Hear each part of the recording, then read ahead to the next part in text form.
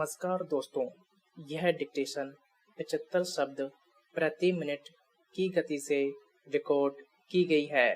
Dictation शुरू होने में शेष हैं 5 सेकेंड। स्टार्ट। कोरोना के आंकड़ों के तुलनात्मक अध्ययन से पता चला है कि इस संक्रामक महामारी के वैश्विक प्रसार के लगभग 2.5 माह और सरकार द्वारा पहला लॉकडाउन घोषित होने के 40 दिन बाद भी कन्फर्म्ड कोरोना केस के मुकाबले सबसे कम मरने वालों में रूस और दक्षिण कोरिया के बाद तीसरे स्थान पर भारत है।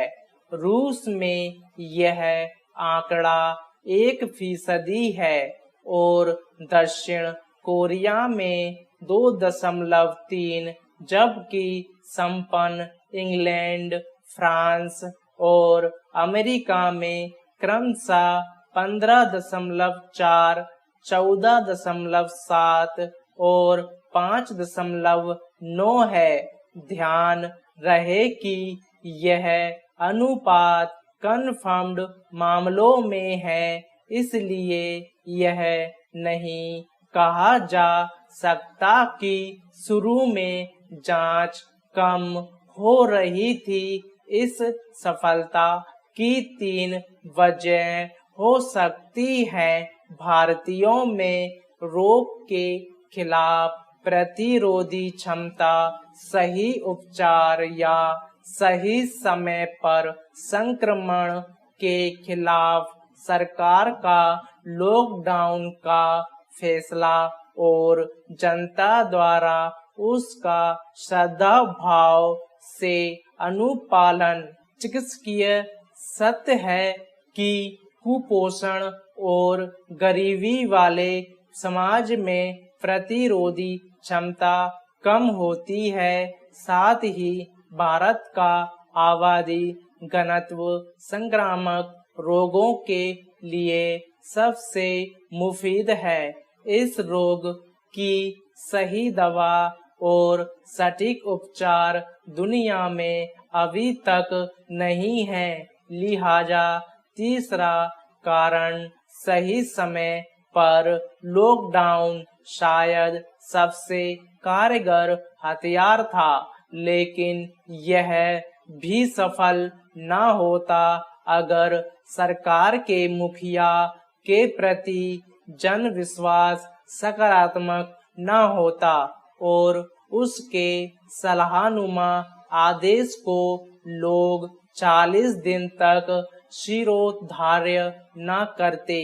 सरकार की उसकी गलतियों के लिए, जैसे प्रवासी मजदूरों की मना स्थिति का अंदाजा घोषित के पहले न होना या लॉकडाउन एक के साथ ही ट्रेनों से उन्हें भेजने का प्रबंध न करने की जबरदस्त निंदा की जानी चाहिए।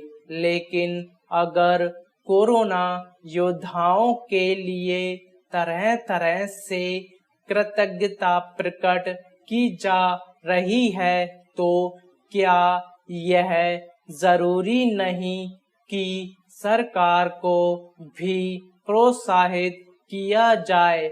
आखिर लोकतंत्र में जनता की खुशी और नाराजगी का महत्व सरकारों के लिए सबसे ज्यादा होता है। लिहाजा सरकार के अच्छे कार्यों के लिए कृतज्ञता ज्ञापन भी उसे हौसला देता है। संकट अभी खत्म नहीं हुआ है, उसके असली आयाम तो अभी आर्थिक और सामाजिक तौर पर सामने आने हैं।